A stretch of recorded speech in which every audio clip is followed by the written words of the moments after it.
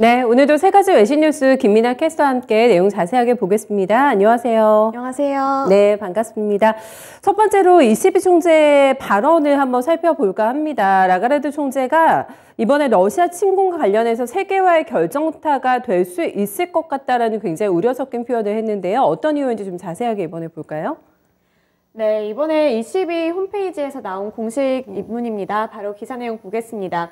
Statement by Christine Lagarde, President of the ECB, at the 45th meeting of the International Monetary and Financial Committee.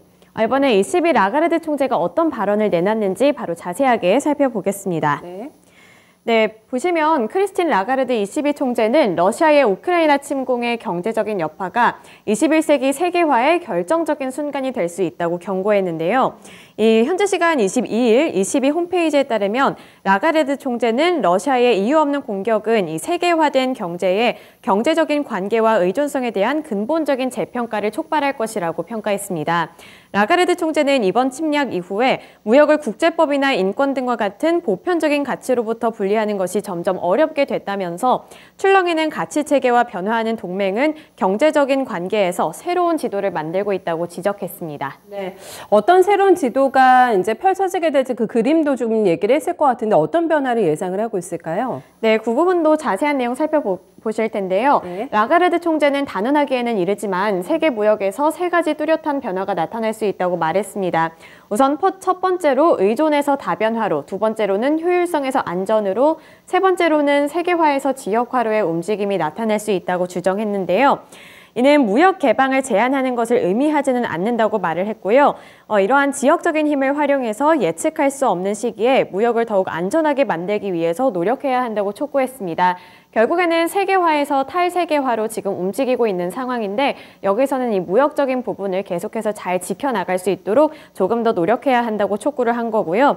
라가르드 총재는 세계화의 혜택은 논쟁의 여지가 없지만 규칙 기반의 국제 질서를 추구하고 또 전략적인 취약성을 줄여야 한다는 점을 재차 강조했습니다.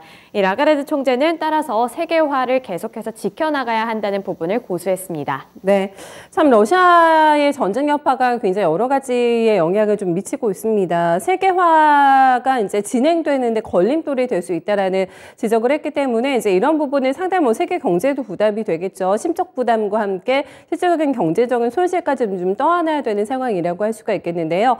계속해서 해결의 기미가 좀 보이지 않고 있는 상황이기 때문에 꾸준하게 이번 주에도 시장에 어떤 영향을 미치게 될지 팔로우 필요할 것 같습니다. 다음으로 ECB 쪽으로 얘기를 좀 넘어가 보겠습니다. 연준에서 굉장히 공격적인 어떤 스탠스를 얘기를 하게 되면서 많이 밀렸잖아요, 지난주에. ECB 쪽에서도 움직임이 좀 곧 있을 것 같던데요. 네, 그렇습니다. CNBC 보도 내용이고요. ECB policymakers are reportedly keen for a quick end to bond buys, early rate hike. 이번에 비둘기파적인 기조를 많이 보였었던 ECB 쪽에서도 이 금리 인상 그리고 채권 매입 종료 시점에 대한 발언을 내놨는데요. 네, 바로 기사 통해서 살펴보겠습니다. 유럽 중앙은행 ECB의 정책 위반자들은 가능한 한 빠른 시일 내에 채권 매입 계획을 종료하고 또 7월에 금리를 인상하기를 열망하지만 늦어도 9월까지는 확실한 인상을 원한다고 전했는데요. ECB는 올해 가장 느린 속도로 경기 부양책을 철회했지만 인플레이션이 급증하게 되면서 정책 위반자들도 이제는 채권 매입을 종료시켜야 한다고 주장하고 있는 겁니다. 지금까지 가장 큰 장애물이었던 이 장기 예측에서 여전히 인플레이션이 ECB의 목표인 2% 아래로 떨어지는 것으로 드러나기는 했지만 4월 14일 정책 위반자들과 공유된 새로운 추정치에서는 2024년의 인플레이션도 목표를 초과한 것으로 드러났습니다. 이러한 정황을 살펴봤을 때 이제는 뭐 금리 인상이나 채권 매입 종료에 돌입해도 된다는 그런 의견에 무게가 실리고 있는 건데요. 익명을 요구한 한 소식통은 2%가 조금 넘는 수준이어서 금리 인상 기준이 모두 충족된 것으로 판단된다고 평가했습니다. 집행이사회 의원들은 지난달 7.5%를 기록한 인플레이션을 과소평가했다는 ECB를 오랫동안 비판해 왔는데 새로운 예측을 현실을 인정하는 단계로 간주하고 있습니다. 네, 빅스텝이 연준뿐만이 아닙니다. 유럽도 경제 사정이 어렵긴 합니다만은 지금 여건상 움직일 수밖에 없다라는 지금 멘트들이 계속해서 나오고 있는 상황인데 실질적으로 금리 인상은 몇 번이나 하게 될까요? 네, 그 부분에 대해서는 아직 좀 분분한데요. 네, 보시면 거의 모든 소식통에 따르면 올해 최소 2번의 금리 인상이 예상된다고 말했지만 일부에서는 시장의 움직임을 어떻게 소화하느냐에 따라서 3번까지도 가능하다고 바라보고 있습니다.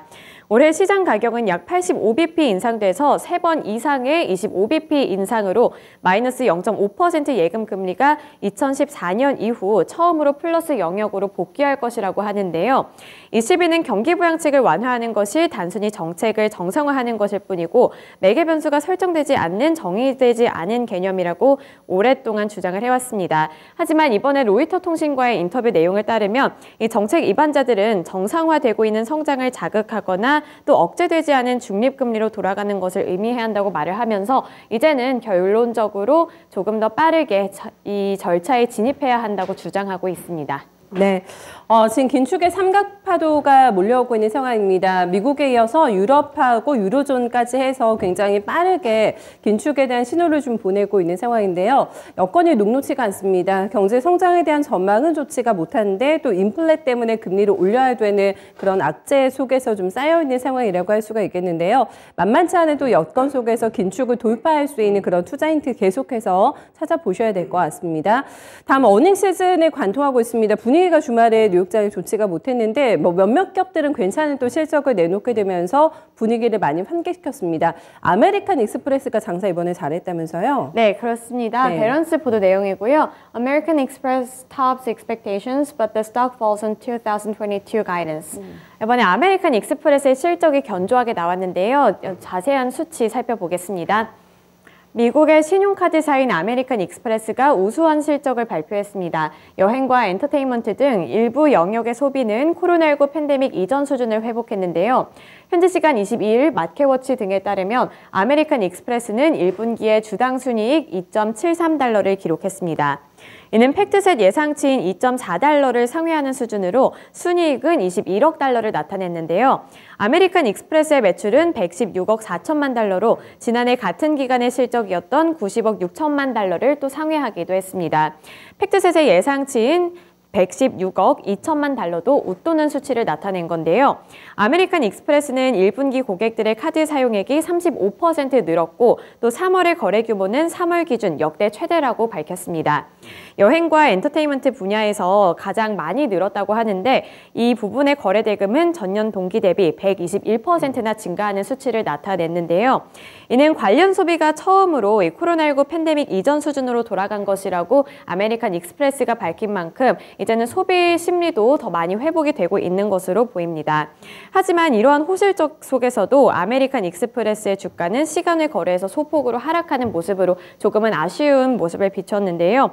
뉴욕 증시 개장 전인 오전 8시 33분을 기준으로 했을 때 이 아메리칸 익스프레스의 주가는 전장 대비 1.58% 하락하기도 했습니다. 네, 실적과 주가가 꼭 비례하는 것은 아닙니다만은 그래도 아메리칸 익스프레스의 호실적이 주는 의미가 분명히 있을 것 같습니다.